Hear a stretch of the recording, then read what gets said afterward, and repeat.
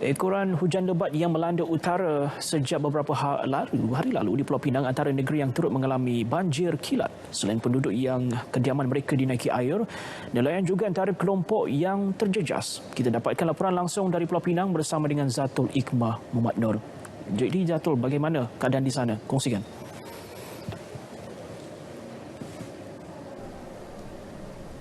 Ya.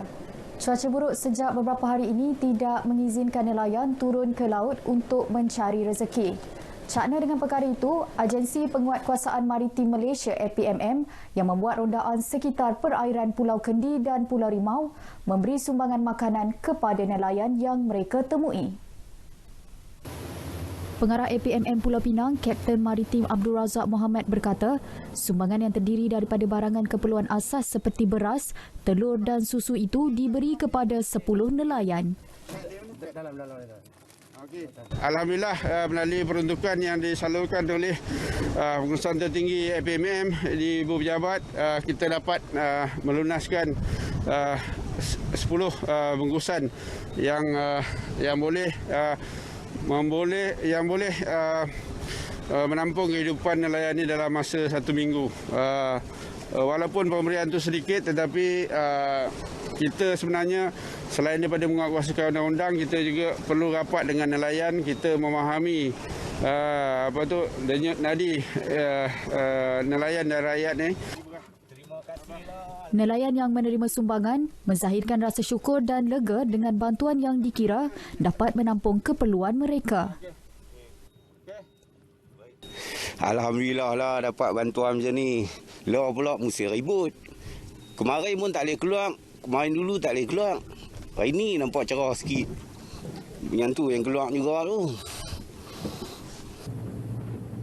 Pada masa sama, Kapten Maritim Abdul Razak turut menasihati nelayan agar lebih berhati-hati semasa turun ke laut dalam musim hujan ketika ini.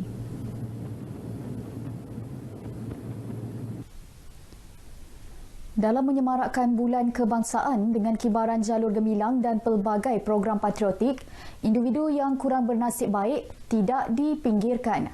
Jabatan Pulau Pinang Sendirian Berhad JKSB tampil dengan 200 bakul merdeka kepada individu yang terkesan dengan pandemik menerusi program Bakul Merdeka. Ketua Pegawai Eksekutif JKSB, Faizal Syabudin berkata, kesemua penerima merupakan penduduk kawasan Bayan Lepas dan Balik Pulau yang terdiri daripada individu yang berdaftar di bawah sistem IKASIH dengan kerjasama Unit Penyelarasan Pelaksanaan ICU Pulau Pinang. Setakat ini kita ada 200 keluarga yang kita akan agihkan makanan ini di sekitar Balik Pulau dan juga Bayan Lepas. Ya. Jadi tiap-tiap satu bakul makanan tu berharga lebih kurang RM120 lah. Jadi ini cara kita lah, kita nak beri semula kepada penduduk negeri Pulau Pinang lah yang menggunakan jambatan kami lah. Menurutnya, bakul merdeka yang mengandungi barangan makanan asas akan disalurkan secara berperingkat. Objektif program seperti ini diharap dapat meringankan beban yang ditanggung penerima. Ini pula kisah kreatif kru restoran Nasi Kandar Hamidiah ketika mengedarkan 250 pek makanan kepada orang ramai. Mengenakan kain plekat bersama kemeja ti putih, bersongkok sambil mengandar kayu bersama 2 bekas nasi menarik perhatian lensa kamera kami. Pengurus restoran Ahmad Saini Pakir Abdul Syukur berkata, ramai anak muda tidak tahu bagaimana cara tradisional kaedah penjualan nasi kandar dahulu. Gimik tersebut sebagai mengimbau nostalgia penjualan nasi kandar secara tradisional di negeri ini. Kita kadang-kadang kita tunjuk orang macam mana saja dia orang mau rasa macam mana mereka dia jual nasi dulu lah saja dia pasal apa budak zaman sekarang dia tak tahu macam mana dia nasi kandar dia mula-mula kan belakang kita saja mau tunjuk macam mana betul-betul nasi kandar macam ini lah saja tunjuk sama orang muda dia tak tahu pasal apa macam mana dia orang jual macam mana dia orang.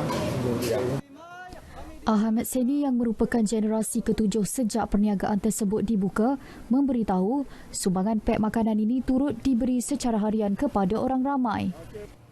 Selain golongan tidak berkemampuan, pihaknya turut mengedarkan makanan kepada orang ramai yang belum menerima 2 dos suntikan vaksin.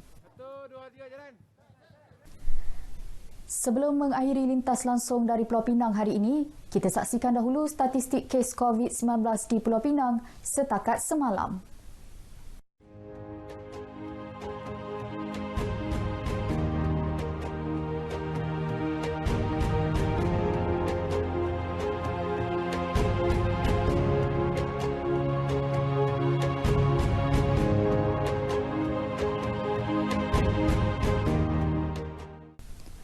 Paparan itu mengakhiri sumbangan berita dari Pulau Mutiara.